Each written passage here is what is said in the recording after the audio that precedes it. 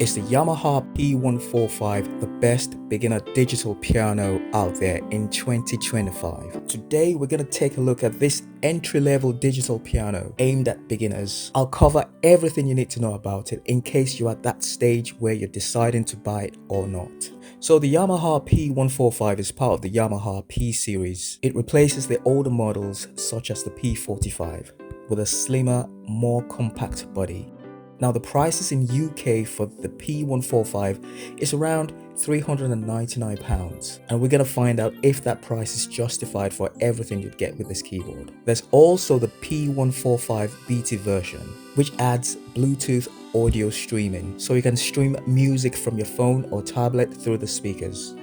Even though this keyboard competes with others like Casio's lower-end digital pianos, the earlier Yamaha P model series, the entry-level Roland models, I think it's somewhat mid-low in the beginner range, but Yamaha's reputation and build quality gives it a good value for money in my opinion. So jumping straight into this keyboard specs, it's an 88 keys, fully weighted with graded hammer compact action. That means the lower keys are heavier and the higher ones are lighter. Quite similar to an acoustic piano, this matters for building techniques and expressions and dynamics and all that. It also has touch sensitivity. It has multiple touch settings, hard, medium or soft or fixed, so beginners can adjust how sensitive they want the keyboard to feel like.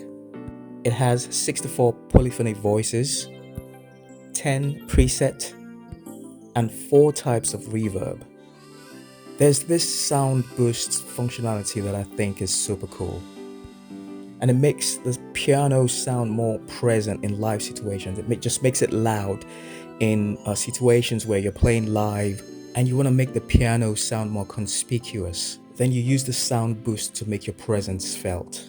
So for the layering, you can layer 2 voices, so you can layer piano and strings, for example.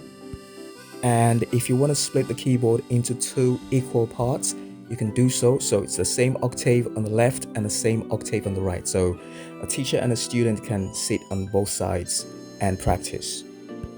So the dimensions of this piano is approximately 1326 millimeters times 129 millimeters times 268 millimeters. So it's quite slim, especially in height. The weight is about 11.1 kg, and that makes it reasonable to move around, much lighter than many other keyboards in its range that I've seen. And because of its compactness, it can sit on a table, desk, or just be mounted on a lightweight stand. And you've got an optional soft case carry bag that you can use to transport it around easily. Now, here are the limitations that I think you should be aware about. The P-145 uses a DC 12 volts power supply. There isn't any capacity to use any battery operation, so you'll always need mains power.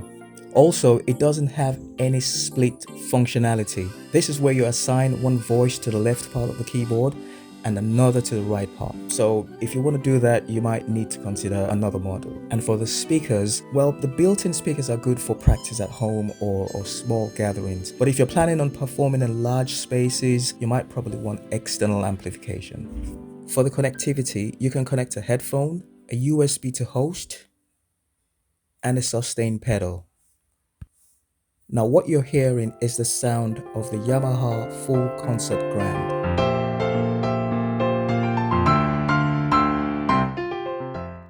The CF111S, which was sampled from Yamaha's CFX piano.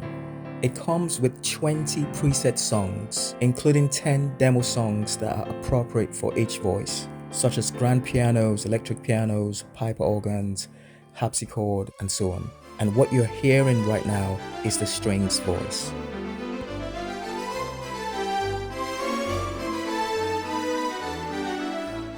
I think those sounds compete easily with any beginner keyboard out there. I mean, they sound so good that you will not even know that it's a beginner digital piano that you're hearing from.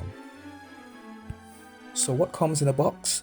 You've got the digital piano unit itself, the AC power adapter, a sustain foot pedal, a music rest, and an owner's manual. I don't know who still reads an owner's manual these days. I think you just go onto YouTube and you just find out whatever you want to find out. But anyway, it's still there and I think it's still useful. That's why it's there.